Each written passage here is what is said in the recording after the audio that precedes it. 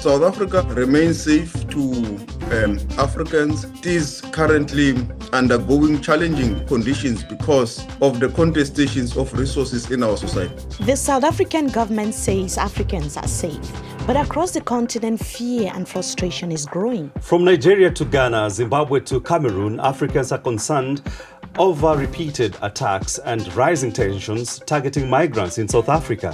It's a migration challenge that we are dealing with. It's an economic and a social issue that we all have to work together in the continent. But is this really just a migration challenge, or is xenophobia hiding behind economic frustration, unemployment and politics? Because for years now, disturbing scenes have kept emerging from South Africa. Fellow Africans chased from shops, dragged out of clinics, and accused of taking jobs. If I'm traveling to South Africa, I will actually watch out on security alerts and see where to go and where not to go. So today we are asking, who is really in charge of South African streets? And why has this cycle of xenophobic violence never truly been addressed? That's our conversation today Under The Baobab.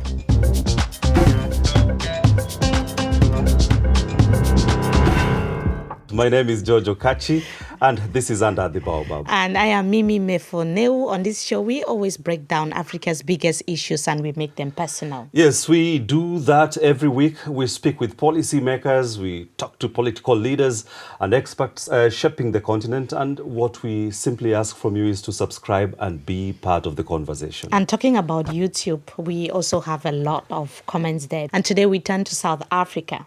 And when we think of South Africa, what comes to mind is a country whose history is deeply tied to African solidarity. We're thinking of Shaka Zulu, we are thinking of Nelson Mandela and so on. And during the apartheid era, South Africans actually found refuge, support and political backings across different African countries. But today, many Africans living in South Africa are saying that they are feeling exposed, they are feeling, harassed, unwanted, and they are feeling unsafe. That is so concerning and is very unprecedented. I'm sure you're speaking about, the spike of xenophobic incidents that have been reported in that particular country. And at the center of our conversation is South Africa's Minister of International Relations, Ronald Lamola. He is the man tasked with explaining South Africa's position to the continent at a time when several African governments are under pressure to explain to their citizens, what is happening? Are we not wanted in this particular country? And what measures are you putting in place to protect us in this country? Right. And in very simpler terms, the minister he's like the foreign affairs minister of South Africa. And we are not just talking about hundreds of people or few hundred thousands. We are talking about South Africa that is hosting nearly 4 million foreign nationals, with over 80% of these nationals originating from sub-Saharan Africa. And according to statistics from South Africa itself, the largest documented migrants are from neighboring Zimbabwe. We also have people from Mozambique. We also have people from countries like Lesotho and also Malawi. And many people found their way in sought for jobs and, employment opportunities. And safety. And safety as well. But in the context of what is happening at the moment and the fact that Africans see some African countries, people from Somalia, people from Eritrea, Mozambique, like we've just mentioned, Zimbabwe, see South Africa as their homes. But some of them, we've seen cases where they are being told on the streets, you have to go back. And they are even being given deadlines. If you don't leave South Africa on this particular day, you are going to face the consequences. We are not saying it's generally happening across South Africa, like it's a thing happening there. But we are seeing cases being reported. We are seeing it in the open, and our reporters on the ground are talking about these things on a daily basis. So we specifically want to understand why South Africa seemed to have forgotten history so soon. And that is a question that I put to the minister.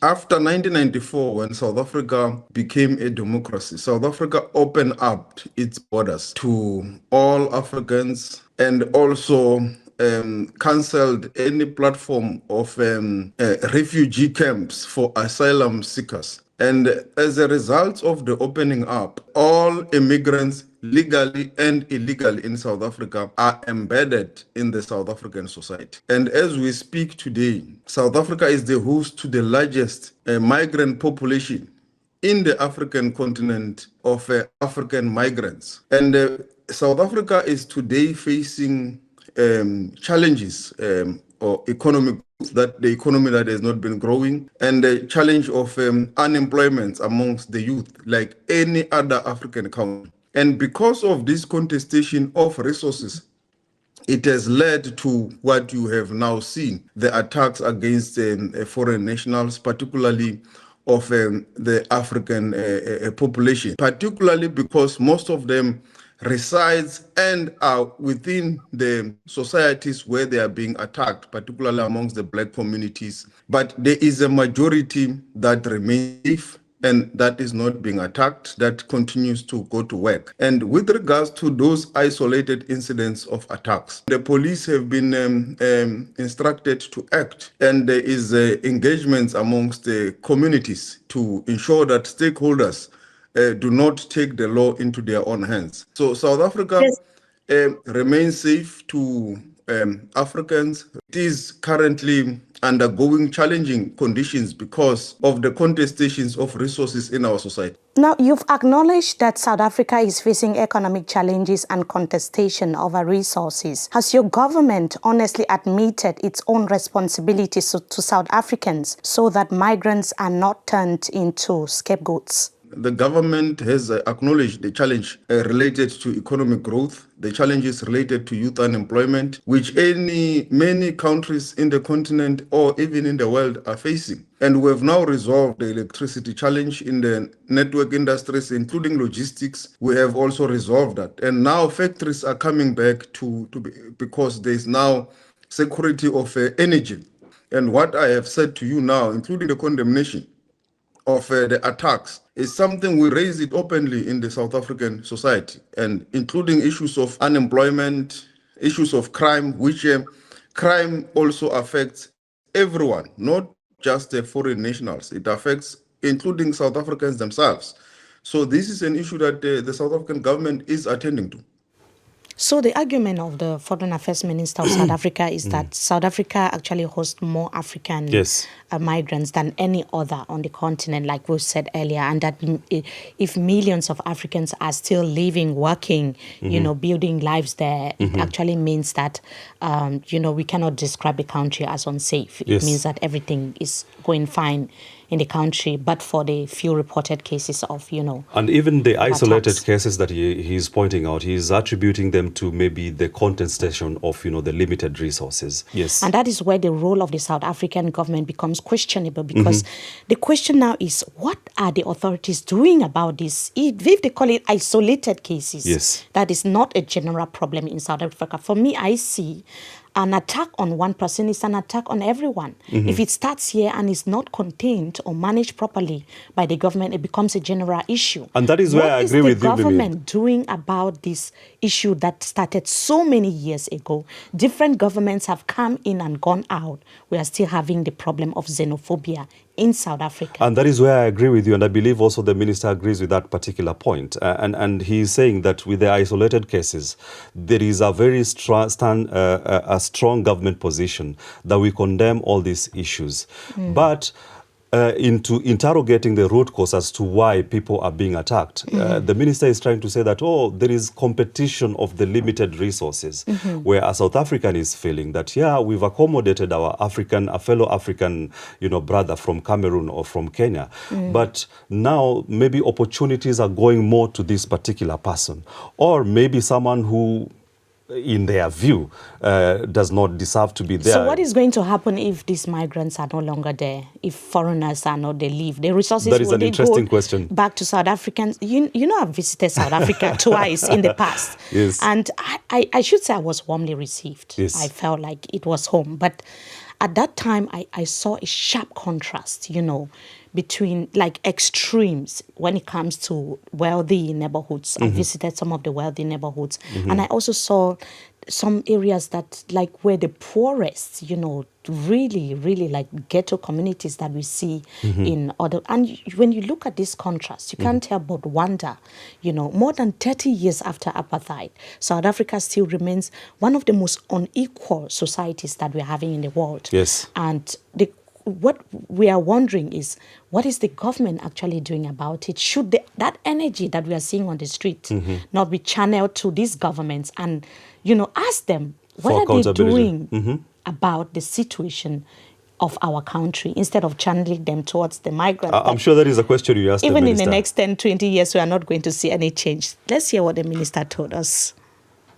The situation is unique, you are correct, but you should not end there. You should also say that in Ghana, in particular, they've got laws that reserve particular sectors of the economy for Ghanaian nationals. A clear act that says hair salons and so forth cannot be done by a foreign national. South Africa does not have such laws, and that's why I say to you, the African migrants in South Africa or any migrant, they are embedded in the South African society. They live with everyone. There is no refugee camp in South Africa. And because of that, they will be part of the contestation for the limited resources that communities are fighting for access to jobs, for access to healthcare, for access to all those issues. It's also unique because there is no any other country with the numbers that we have. There are conservative estimates of about 3 million, which is conservative. It's more than that. They are in villages, they are in townships, they are in our cities, and they share with South Africans on a day-to-day basis. Jobs with South Africans, they share with South Africans everything. But the majority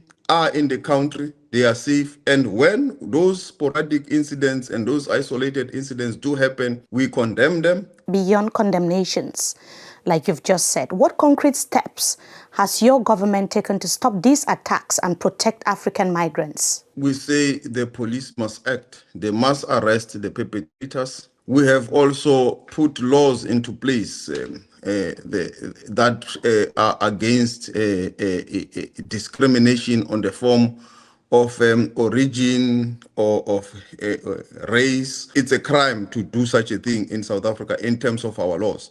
So the police have got the capability and the powers to act on it. And secondly, we have now put again for public consultation a white paper that is aimed to overhaul our immigration laws, because some of the challenges that we are dealing with on immigration also have got the root cause not just in South Africa, in the continent, but also our other member states in the continent. We do have a shared responsibility in terms of ensuring that our economies work together. And that's why the Africa Free Trade Area becomes very important to deal with this challenge, because once you have this huge number of immigrants, your challenges will be different, will not be the same. And we are taking our own responsibility in South Africa. And that's why even our president has been very outspoken in condemnation and instructing the law enforcement agencies to attend to the matter. But this is not just a security and a law enforcement issue. It's an economic and a social issue that we all have to work together in the continent. Now, Black Africans are not the only foreigners in South Africa. Why is it that people from countries like Nigeria, Ghana, Somalia, Eritrea, Zimbabwe, and so on are often the targets of these attacks, while foreigners from outside Africa are rarely affected? Is there any reason for that? If you know the map of South Africa, under apartheid, there was something called townships, and there was separate development in South Africa, which is a legacy of apartheid, where black people reside. And that is where most of the foreign nationals coming from the African continent go into, to reside with their African brothers, to reside with their African sisters, to reside. And as I said to you, they are sharing breakfast, they are sharing work, they are sharing schools, they are sharing everything. So it will therefore be natural that even when there are contestations and fight will happen within that society. George. Yeah, I mean, it's not upon us to also, dissect on this particular issue with our own opinion. Let's also hear from other Africans and what they think, because here under the Baobab, we have a huge, online community whose thoughts are very crucial to the discussions that we are having here. And our colleagues, Ellen Nana Ajoa, who is in Ghana, and Bo Stella in Cameroon, spoke to people in these two countries about the subject. Let us hear their thoughts. I left South Africa 2 years ago. I can't go back there. I can't go back because there, even if they are not pursuing you, you don't have peace. You that you are a problem maker with the person that is not a problem maker. So far as you are a foreigner, you have a problem because they harass you. The police are harassing you. Before I left, they implement some with green uniform. We are calling them green beans. Us, the foreigner, we call them green beans. I don't know their name, but they are working like police. They harass people mercilessly and no respect. If the government is totally against what its citizens are doing, they should be able to arrest people, make them responsible. The same actions that have been taken on their black brothers from different African countries, it's not the same action that is taken against the whites. To me, it's not a xenophobia issue, it's an Afrophobia. Just a fight against your fellow brother and sister because they are black. Following developments in South Africa, I will say we're dealing with two problems. One, which is migration-related problems. People who are saying we graduate from schools and we don't get jobs because other nationals are coming here and picking the jobs from us. Traveling to South Africa these days, I must confess, it's not like a holiday destination in which you would actually be smiling and traveling. But I think that if I'm traveling to South Africa, I will actually watch out on security alerts and see where to go and where not to go. They should see to it that no one should go and be beating people around because they're taking their jobs, and as if there's any issue, you report it at the police or the law enforcement or the immigration officers, and they take care of those things than the citizen putting the law in their hands, beating people. And when you are fighting someone, the person also tries to defend him or herself, and may end up in something big, a disaster as well. At some point, I feel say they are overreacting on certain things. Basically, you see, Africa as one, it will be much stronger than we fighting ourselves all the time.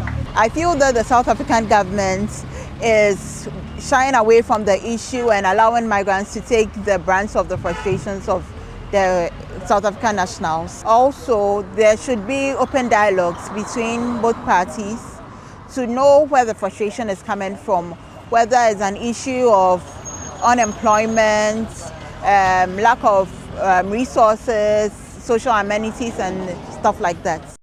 I really like to see how solution oriented they are. Mm-hmm.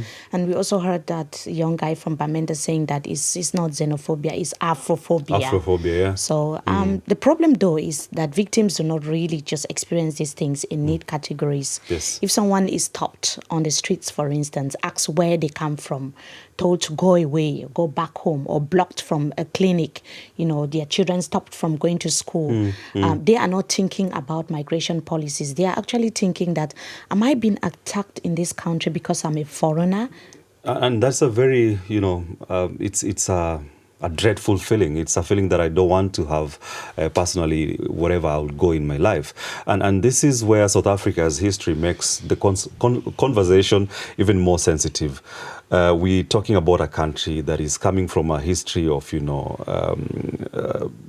being brought down through the apartheid, regime, and there was a large Pan-African liberation solidarity with this particular country to try and make sure that South Africans as brothers as well feel they have freedom and feel like they have the dignity as human beings. When you bring this into context, George, I can't help but just think about what has been done so far following the ANC's Freedom Charter that was, was supposed to make sure that there's equality even when it comes to acquisition of wealth in South Africa and land and so on. South Africa would not be here if some of the clauses of this charter was put in place. And the real question today is how far the promises that were met during that time have actually been implemented by the different governments that came into power. What have they really done? I mean, in favor of South Africans, because I'm also thinking, like, I want to see things from their own perspective. They're thinking about inequality. They're talking about wealth. We are poor. Our living standards are very poor. It's very low. And instead of blaming the leaders, when the leaders are carrying out their campaign promises, they are saying that, oh, we are going to make sure wealth is equally shared. We are going to make sure that job opportunities are provided. But at the end of the day, how many years after the current president, Cyril Ramaphosa, took over, we are still hearing about xenophobia in South Africa? It means that there's a problem at the level of leadership, George. And I mean, that is what the minister has reverberated and saying, like, okay, we're looking at it as a xenophobia, but it should be strictly a competition for the limited resources. And how then should we deal with this? Let us hear what he has to say about enforcing the law. There are lots of protests happening in South Africa on various issues every day. What is an issue, and that is what government is condemning, is the fact that such organizations that you have referred to, like Operation Dudula, March and March, will therefore want to take the law into their own hands and do a witch hunt against foreign nationals, particularly of African descent. That yourself, where are you coming from? You are not supposed to be here because you are not from here, and to some extent telling them go and fix your country and all that. That should be condemned. And in terms of South African law, it is a crime, it is illegal. As I've already said, we have got a law called Pepuda that is very clear on criminalizing a hate crime against anyone on the basis of origin, on the basis of sexual orientation, on the basis of race, on the basis of anything. Nigeria has arranged repatriation of some of its citizens, while Ghana has summoned South Africa's envoy and raised the issue diplomatically at the level of African Union. Is it not a diplomatic embarrassment for South Africa? To just label it an embarrassment and so forth will not resolve the problem. We cannot bury our heads in the sand. We have, all of us, to say there are challenges in most of our countries in the continent. How do we, all of us, collectively work together to resolve these challenges? And that is why South Africa, in all multilateral platforms, we advocated for the AfCFTA, because we understand that for our economy to grow, we need the SADC economies to grow. It is time for us to engage, find each other. And even if we end up dealing with the matter at the AU level, you need to deal with the root causes of migration. Yeah, of course, the minister's clarion call is very clear to me. He's speaking constructively in terms of trying to solve the issue. And in trying to solve the issue, you must identify what is the issue actually. But I'm sure also in South Africa, there are people speaking about these political leaders. We have like Julius Malema, for instance. He's always been very, vocal about this particular topic. Yeah, and of course, I'm conversant with his stance that he cannot use xenophobia as a political vehicle to, rise him to power. And he's also condemned xenophobia in the strongest terms possible. Right. That was really an insightful speech from him there. And we've seen a lot of people also, in the position of power in South Africa really condemning these xenophobic attacks that we are seeing, which is why I had to ask Minister Lamola whether the migration crisis is being used as a political tool by the government that is in power. That will be a very outrageous characterization of the government of South Africa. Because as I've said to you, the government of South Africa is pan-Africanist. The constitution is very clear of what we are supposed to do as the South African government. And that's why we participate in the various forums, SADC, the African Union. Your characterization is really very, very unfortunate. Now, Mr. Minister, throughout this conversation, you have referred to this as migration challenge rather than xenophobia, and that's how it's been called globally. Based on what we are seeing, how would you personally define the situation in South Africa today? Yes, it's a migration challenge that we are dealing with, but we have acknowledged that where like you have mentioned, the groups that goes in and say you are coming from another country, whether in Africa or anywhere, therefore you are not a South African, you must go home. That is xenophobia. And that shows that it is not a general South African problem. It's those isolated incidents that comes with the groups, that comes with particular individuals. But South Africans in general are welcoming to their African brothers and sisters. We need to confront the problems, resolve it, and create a harmonious society where African brothers can live together, either in South Africa or anywhere in the world. Let's talk about some countries that are considering repatriation. Do you believe sending Nigerians back to Nigeria and Ghanaians who are in South Africa back to Ghana and other Africans back to their home countries is going to reduce the tension that we are seeing in South Africa today? The question is very disingenuous because it is asked with the aim to solicit an answer that if all foreign nationals leave South Africa, therefore South Africans will have jobs, all of them. It is not possible. I mean, that is basic economics. It will not be practical. It will not be possible. The economic challenges that we are resolving, the job issues and unemployment challenges will not be resolved by chasing anyone. It will be resolved by us working together with the private sector, create an environment where everyone can thrive and the economy can grow and employment can be created. So what happens under the baobab when the atmosphere is tense like what we just saw? Definitely, when it is so heated, we retreat under the shades of this beautiful tree and we get to know our guest on the other side. And that is under the rapid fire segment. Tell us, what's the last book that you read? The History of Inequality in South Africa by Sam Peter Blanche. If you were not a politician or a foreign minister in South Africa, what would be the job that you would do? I will be practicing law. What nickname did people call you when you were younger? Ozzy.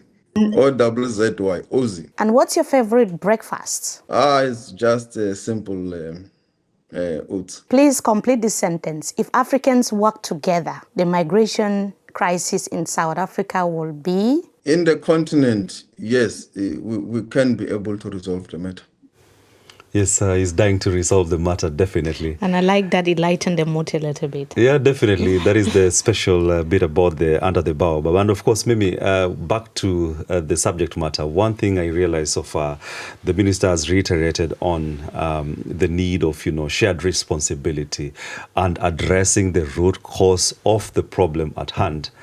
And one thing that keeps coming to my mind when he was saying that, I'm just asking, what is the African Union really doing about this? We have regional blocs. Good question. What are they doing to solve this? At the AU level, there is a paper on migration which speaks to the issues of the root cause of migration. It speaks to the issues of regional economic integration. It speaks to the issues of the AFCTA. All of us working in the platform of the AFCTA to build and trade together as Africans, to build our economies. And when all our economies grow, it means that we'll be able to employ in our own areas. But the paper also acknowledges that there is no country that its economy that can grow without migrants. The economy of South Africa was also built on the back of migrants under apartheid from particularly the SADC region. Even under the AFCTA, there will be cross-pollination of skills across the continent because there is no way that the South African economy will grow without skills coming from some parts of the continent. I mean, that is a solid, confession that South Africa needs other Africans to grow their economy. And South Africa is home to millions of African migrants, but for many of them, safety is not just about being allowed to live there. It is about being protected, respected, treated as full human beings. And if citizens are living home in large numbers because they cannot find job security or dignity, then the crisis does not begin only in South Africa's borders. Yes, but that does not excuse the violence. It does not excuse the vigilante groups that we are seeing emerge in South Africa. So the question we are asking you today is South Africa still a safe home for Africans? Or is the old dream of African solidarity being tested And we want you to share your thoughts in the comment section. And for more honest conversations about African politics, subscribe to Under the Baobab on YouTube on DW Africa. My name is George Okachi.